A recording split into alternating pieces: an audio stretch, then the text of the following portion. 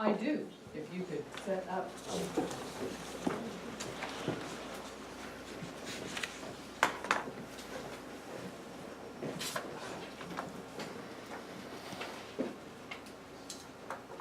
Toastmasters, Mr. Toastmaster, welcome guests. Raise your hand with acceleration if you have an idea of what a cold call is in sales. Carrie. You're raising your It's hand. the worst call you'll ever have to make.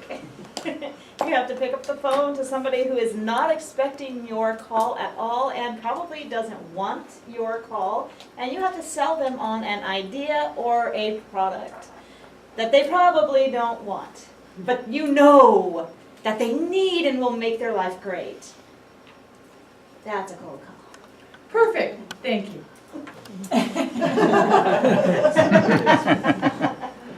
She pretty much covered it. A cold call is indeed an unsolicited, often random contact from someone who wants to sell you a product or sell someone a product. Could you repeat that? What is a cold call? It is an unsolicited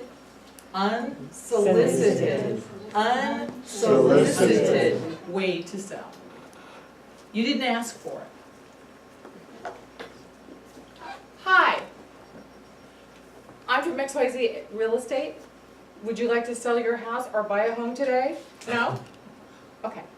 Now, it's stated that if you do that 100 times, you are likely to get one good client. The problem is, today, cold calls like that, because we used to back in the day of rotary dial phones, have our dinners interrupted nightly with unending cold calls for purchases of that vacuum cleaner we talked about, for purchasing a home, for purchasing a newspaper, for purchasing almost anything. So things have turned into warm calls, but I'll get that in just a second. I do, in fact, from time to time, okay, every chance I get, cold call, sell my book. You've met me, most of you. I'm standing in any kind of a line, or I'm at an event, and someone inadvertently says, "What do you do for a living?" Watch this. Boom, you want one or 20 of my cards. I'm ready. It's a cold call. They didn't ask for me to sell them the book. They didn't ask. But I'm ready with that cold call. And someone in here inadvertently asked how I could sign his Kindle. Well, I can't unless I ruin his Kindle. So I have a way to market my services to help him save $1 or $2. How much did your Kindle cost? About $100. About $100. I'm going to save you $85 by selling you Tilly Lewis, the Tomato Queen, for $15, and I will indeed sign it for you. There you go. Does that sound like a good idea? Good idea? I own the electronic copy. Well, it must not be something, well, however that works. I'll just go ahead and sign your Kindle then. That'll work for me. That'll be fine. That'll be fine. Now, lately, and that's one of the reasons I'm a little nervous, the book has indeed been going goofy with success. I have always hoped to turn it into a film. The idea of this cold call discussion is to discuss moving up to higher end sales, really high end sales. I want to turn Tilly into a film for real. I'm looking for a client with an extra $40 to $200 million to invest in Project Tilly. I have done my homework. I know that that is the range. I'm not going to ask any of you. No offense. That's an offer. Yeah. But I thought to myself, being a good salesperson, I do know there are a few individuals in the basic area who do have that kind of money, are in fact in the movie business, and we have some contact with on occasion. His name is Mr. Eastwood. He does these things. So, do we have a clicker? We do, Do we have a clicker? right here. So we're conquering. So we're going to talk about the first contact of any wealthy client.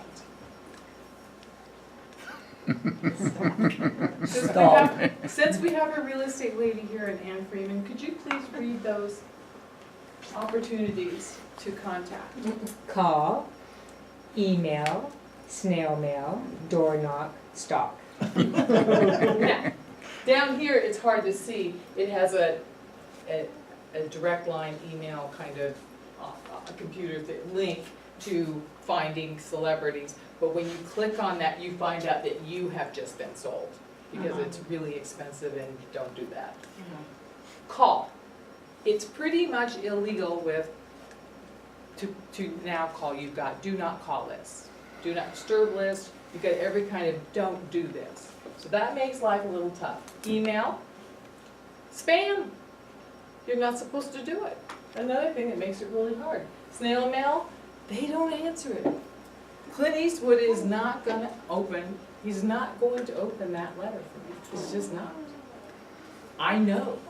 I've sent him 4 books. They've all been returned unopened. Door knock. I tried to get into Hema. I really did. I tried to get into Hema 2 different times. And no matter how cute I am or smile and wave, they're just not buying it. They've heard this one before. Stock? Yep. That's the way to find Go out where ahead. it goes. Yeah. Indeed. Sort of stock. Absolutely. You stock through research, through excellent research. Client Clint is busy right now, and he's just getting back, but he was in Paris, filming the true story of, it's called 15 to 17 to Paris. It's the train situation in Paris where the 3 guys are on there. Well, Mr. Eastwood, look at him. That's him for real. He's looking at people. He's got a gun in his hand. He's pointing a gun at the camera because he's sick and tired of being stopped for unsolicited movie ideas. So, rather than just the hard, cold, unsolicited movie idea, let's do and go back to that warm sale idea. Warm sales. Costco. They're experts at warm sales. You've got your list. It is computer paper, bottled water, and that wonderful frozen lasagna. You get 2 of them. That's what you're going. But warm sales abound at Costco.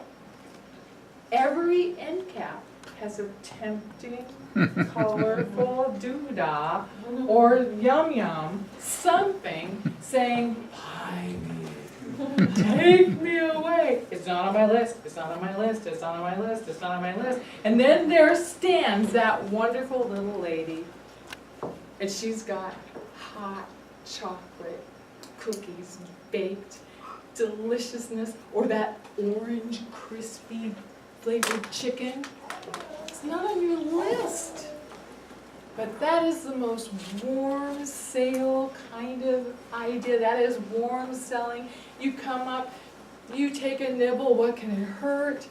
It's delicious. She nudges the package that happens to just be standing right there, and boom, you've bitten. You are now carrying in your basket a product that is unsolicited, you didn't want it originally, and now you're walking home with it. But guess what? It did not cost you between $40 and $200 million. Now, research, and that's what you should be doing if you are going after this kind of client, and I am. These are Client Clint's current yes buttons. Notice I didn't say hot buttons. I don't want to insult him at all. I don't want to have a mindset of insulting him. I want his yes buttons. I researched him. So for those yes buttons, Clint Eastwood likes real American heroes. The real deal. He just did Sully. Anybody see that? How many people saw Sully? How many people should see Sully? Put up your hands, you should all see Sully. Mr. Eastwood, I'm trying to sell you a movie here.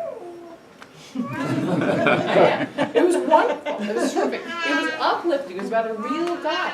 That Mr. Eastwood is all about that. The new movie coming out, you had better be first in line with me to go see that.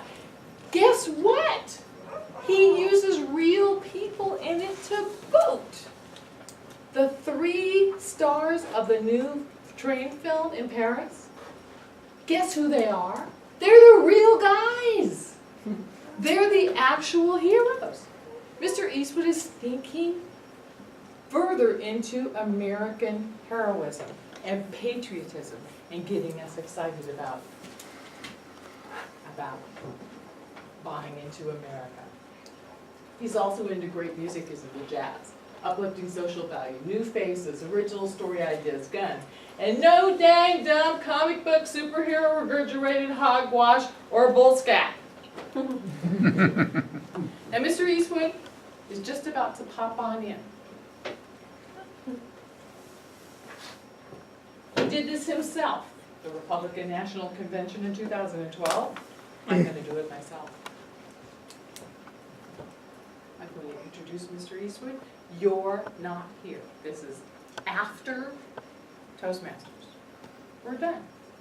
We're done for the day. What you don't know, and Mr. Eastwood discovered when he contacted MBS, because he's thinking about his next film being about the history of the Hotel Del Monte. Truth, the historian of the Naval Postgraduate School, has recently retired. That's true. What is also true is the new librarian is not a historian, but I have befriended her. True. She knows I know my stuff, and he is coming in here any second. Thank you for stopping in, Mr. Eastwood. It is a pleasure to meet you. So, how can I help you with your project? What is it that you're thinking about doing this new history on? Women of the Gold Rush. Women of the Gold Rush that were here at the Naval Postgraduate School. No. You don't mean the Naval Postgraduate School. You mean the Hotel Del Monte, right? Yes, of course. Well, which of those lovely ladies are you thinking of? Because you know that's like 1880 was when the hotel opened. Up to me to choose? Me? I'm choosing? Okay. I'm choosing off the top of my head. Lucky you, I just happened to be talking about this with my Toastmasters today. Hang on. Lucky you. How about Phoebe Hearst? Phoebe Hearst was here, William Randolph Hearst's mom, all the time. She was originally, Mr. Eastwood, going to build a big mansion in Santa Cruz, but she didn't because her son, you know William, who built that big castle? Yeah, I know you know. I know you know. I apologize. But William was making goo-goo faces at some ladies of the stage. This little doll baby. This little doll baby is Sybil Sanderson. Adorable. Mom put the kibosh on that. Broke William's heart. Fantastic story. There are women from brothels to billionaires that were in and out. But, what is this? I just wrote this book. You know, I certainly didn't, well, you really insist. Oh, well, yeah, it does have my name on, you noticed it, Kyle, yeah. Well, since you asked, Tilly Lewis was an All-American hero. And I do know, I was just telling him how much you enjoyed Sully, what you did with Sully. But Tilly is the Sully of women. A hero. She couldn't stand attorneys. You like attorneys? No. Yeah, she didn't either. She said, you don't hire an attorney to tell you no, you hire an attorney to tell you how. Mr. Eastwood, I know your time is limited, so could we make an appointment, perhaps pop by Mission Ranch and talk more about this? Excellent. Come on, we'll chat. Yeah, I think it would be like no more than 40 million, because this would be surely, yeah, this is not big action film, this is a small and Stockton. You're just gonna love it.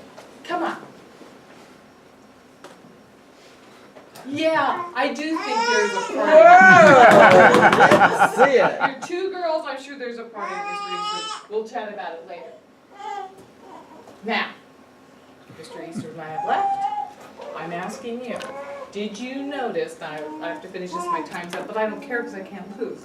There's a benefit to being the only one speaking. So, on that. Notice that I dressed for my client. Oh, yeah. Okay? I didn't dress for you. I dressed specifically in a dress that's older. I wore my cowboy boots. They're actually worn. When we first began this, you saw me on horseback. That's not a lie. Mr. Eastwood and clients of that caliber, a person of that caliber cannot be fooled. You're not going to trick Clint Eastwood. I have to know my history. I have to know about this hotel. I have to know those things. And I have to know about him. Enough that if he were to ask me about jazz, well, guess what? If he did Stockton, Dave Brubeck is a big jazz guy, one of the biggest jazz guys ever. He is in Stockton. So that's something that we could pick up with during this movie in our talk later. So I am completely prepared for the cold call, warm call, sales call, pitch. Any questions? Make it brief, because I'm over time. When's your meeting? Oh, tomorrow, lunch, Mission Ranch. And you might say to yourself, if Mission Ranch is closed for lunch, Mr. Eastwood did inform me earlier that not when you own the joint. Mr. Toastmaster.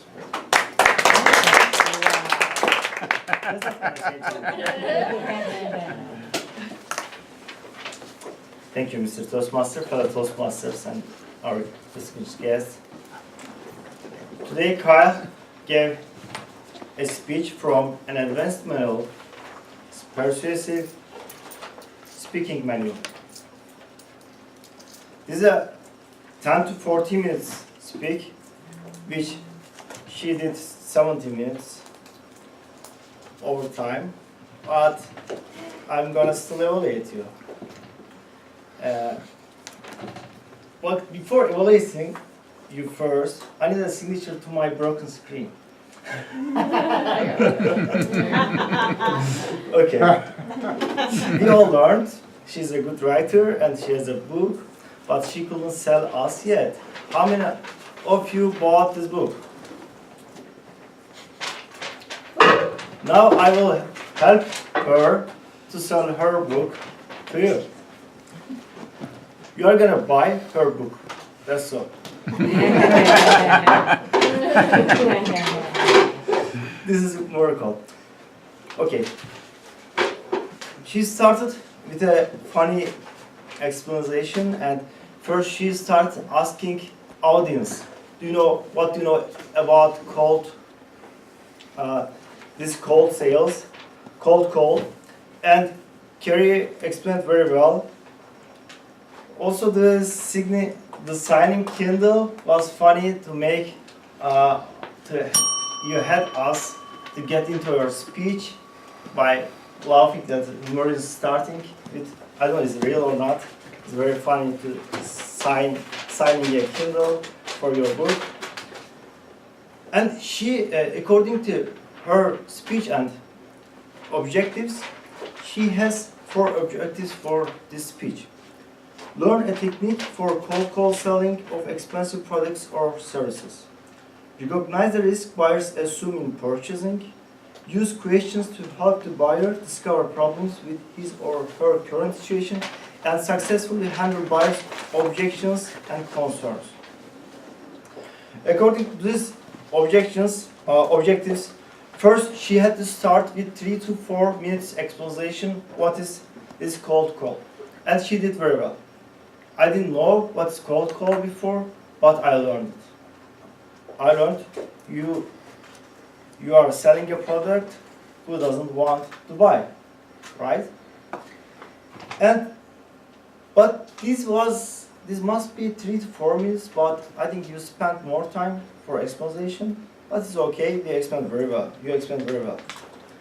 After that, the presentation, the PowerPoint prepared smoothly and very well designed, that had us to understand very well this selling her book. And the transition from the exposition and the call sale was very smooth. Also starting sales after having a little chat about the person and I was expecting more time to spend with the client. According to manual, she had to find a person from the club. She had to do a rehearsal with her or him and try to make the selling. But you did well exposition, but this part needs to improve. I know it's not easy to speak, it's very difficult to speak. However, if you spend more time with your ghost client, we couldn't see him, but that well designed, the questions, the answers, or maybe you can use your chair, you behave like your client and you behave like yourself, but that spent very small time and you took your client, you take an appointment from him and to explain your book, but the process to show your book was good. Oral speak was good, smiling. She had a good smiling and for giving her speech. Only the time maybe needs to improve and with this time spent with the client. Overall, thank you very much for your this professional speech.